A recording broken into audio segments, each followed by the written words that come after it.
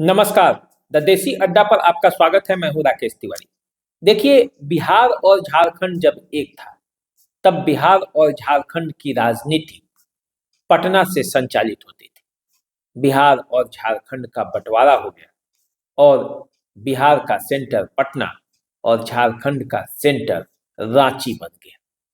लेकिन इसके बावजूद बिहार और झारखंड कई मामलों में आज भी एक है। राजनीतिक मामलों में भले ही बिहार और झारखंड अलग अलग समझ रखता हो, लेकिन वहाँ के लोगों में आज भी बहुत भारी संख्या में बिहार के लोग निवास करते हैं। यहाँ की जो जातियां हैं वो वहाँ निवास करती हैं और यही चुनाव को प्रभावित करती है। झारखंड में चुनाव चल रहा है। बिहार की राजनीतिक पार्टियां झारखंड चुनाव में भी अपने प्रत्याशियों को उतारते हैं। लालू, नीतीश और रामविलास पासवान झारखंड की राजनीति में भी कई हाथ पांव मारे, कई बार मारे। उन्होंने प्रयास किया कि झारखंड में भी बिहार की तरह उनका जादू चले, राजनीति में उनकी पैठ बढ़े, लेकिन आज तक ये हो नहीं पाया।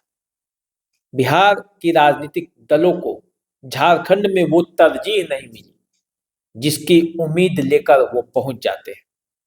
इस बार भी आरजेडी, जनता दल यूनाइटेड, ये सब चुनाव लड़ रहे हैं, लेकिन परिस्थितियां इस बार भी कुछ अलग नहीं है।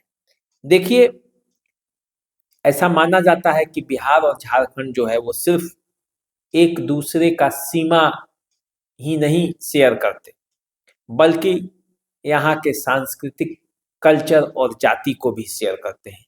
झारखंड के कुछ जिलों में यादव जाति की आबादी अच्छी खासी है और इसीलिए लालू यादव यहाँ के चुनाव में अपने प्रत्याशी उतारने का प्रयास करते हैं और उसे जीतना चाहते हैं।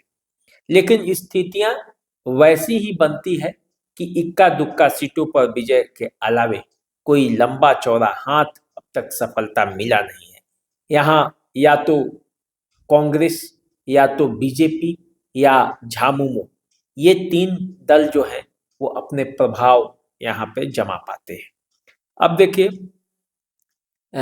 जो बातें हैं और जो बातों को लेकर झारखंड में चुनाव चल रहा है, जो मुद्दे चल रहे हैं, उसमें कहीं बिहार की जो राजनीतिक पार्टियां हैं वो टिक नहीं पाती। देखिए, बिहार की राजनीतिक पार्टियों का जो इन झारखंड के इलेक्शन में दायरा कभी भी बड़ा नहीं हुआ। कभी यहाँ के लोगों ने बिहार की राजनीतिक पार्टियों को स्वीकार नहीं किया, जबकि 2005 के चुनाव में नीतीश कुमार जब सत्ता में आए तभी से वो यहाँ पे चुनाव लड़ने का प्रयास किए। 2005 में नीतीश कुमार ने जदयू के तरफ से 18 सीटों पर चुनाव लड़े। 6 सीटों पर उन्हें विजय श्री मिली, 4% वोट मिले। इसी तरह लालू यादव की जो पार्टी है आरजेडी, 48 सीटों पर चुनाव लड़ी, 5 सीटों पर विजय श्री मिली, 8% उसे वोट मिले। 2009 की बात करें यदि चुनाव की, तो जदयू 14 सीटों पर चुनाव लड़ी और उनकी सीटें, जो जीतने वाली सीटें थी, वो घटकर 2 सीटों पर आकर सिमट गई। 2.8% वोट मिले तो घट गई।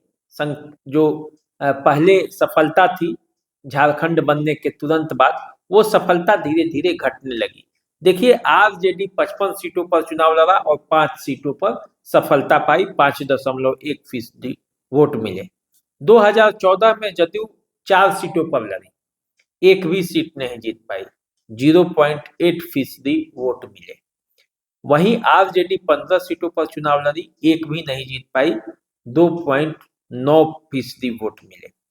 2019 में जदयू 45 सीटों पर लड़ी, एक भी नहीं जीत पाई, 0.7% वोट मिले। आरजेडी 7 सीटों पर चुनाव लड़ी, एक सीट ही जीती, 6.6% वोट मिले। इस बार जनता दल यूनाइटेड सरजुग राव को जमशेदपुर से टिकट दिया है। उनका व्यक्तिगत प्रभाव भी अपने क्षेत्र में बड़ा है, क्योंकि वो रघुवर दास तक को चुनाव हरा चुके हैं। इसी तरह दूसरा टिकट उन्होंने राजा पीटर को दिया है। राजा पीटर का भी अपना प्रभाव है। राजा पीटर 2009 में शिबू सोरेन को सीएम रहते हुए हरा चुके हैं। तो दोनों जो जनता दल यूनाइटेड के प्रत्याशी हैं, दोनों अपने अपने समय के सीएम को पराजित कर चुके हैं। तो इससे इन दोनों की व्यक्तिगत छवि जो है, व्यक्तिगत भूमिका है, यदि दोनों जीतते हैं तो इसमें इन दोनों का अपना व्यक्तिगत छवि होगा। झारखंड और बिहार जो दोनों कभी एक थे, राजनीतिक रूप से कभी एक नहीं रहे। वैसे भी देखा जाए तो झारखंड में जब दोनों बिहार और झारखंड एक थे, उस जमाने में भी वहां पे झारखंड में बीजेपी का प्रभाव अधिक था, झामुमो का प्रभाव अधिक था, कांग्रेस का प्रभाव था, लेकिन आरजेडी, जनता दल, इस तरह की पार्टियों का प्रभाव उधर कम था। और झारखंड मुक्ति मोर्चा, बीजेपी और कांग्रेस उधर के सीटों को लाकर बिहार में अपनी उपस्थिति बढ़ा लेते थे। तो इस नजरिए से देखा जाए तो जो स्थिति पहले थी वही स्थिति आज भी है। हाथ पांव तो बहुत मारे लालू प्रसाद यादव ने भी और नीतीश कुमार ने भी, लेकिन सफलता मिली नहीं। इस बार भी नीतीश कुमार तो चुनाव प्रचार तक में नहीं गए हैं। तो अब देखना है कि स्थितियां कहाँ जाती हैं, किस अनुकूल होती हैं। झारखंड के चुनाव में बिहारी राजनीतिक दलों का क्या हाल होता है, ये पता चलेगा।